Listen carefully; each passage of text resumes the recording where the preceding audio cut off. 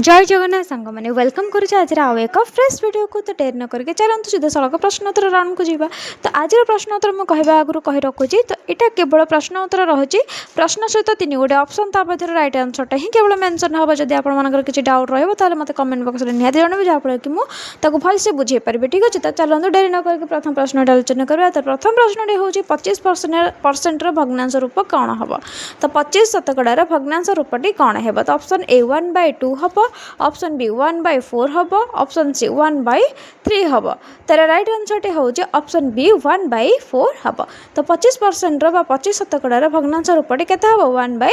2 number प्रश्न हूँ 15 × 12 बा 15 × 12 समान केते। तो option A 170, option B 180, option C 190। तार राइट आंसर टी केते हबो। तो ये जनरल नॉलेज प्राय छोट छुआ भी कहीदेवे। तार सठिक उत्तर हूँ ऑप्शन बी 180 हम। तो 15 × 12 इक्वल केते ना 180। चलते परवर्ती प्रश्न आलोचना करवा। 3 नंबर प्रश्न हूँ एक वर्ग क्षेत्रर फल 64 वर्ग सेमी हेले ताहार बाहु केते हब। तो एक वर्ग क्षेत्रर फल 64 वर्ग सेमी हेले ताहार बाहु केते हब।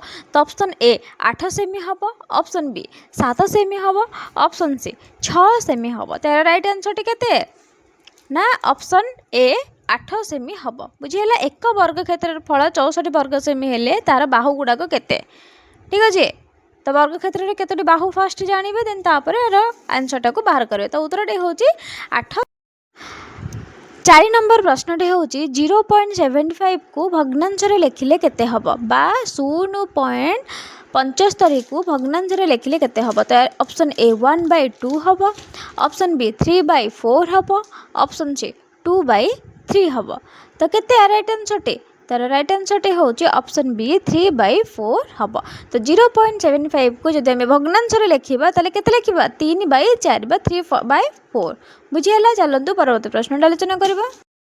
6 नंबर प्रश्न हूँ 144 वर्गमूल केते। 144 वर्गमूल केते। तो option A 10, option B 11, option C 12। तार राइट आंसर हूँ केते ना ऑप्शन सी 12।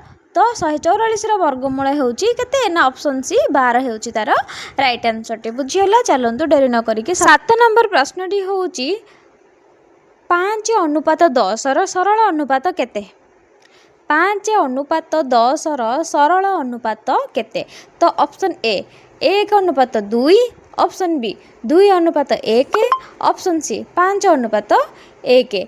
तार राइट आंसर टी केते हबो ना राइट आंसर हम ऑप्शन ए 1:2। तो 5:10 सरल अनुपात हूँ 1:2। बुझीगला जदि बुझेगा चैनल को निहाती 2 लाइक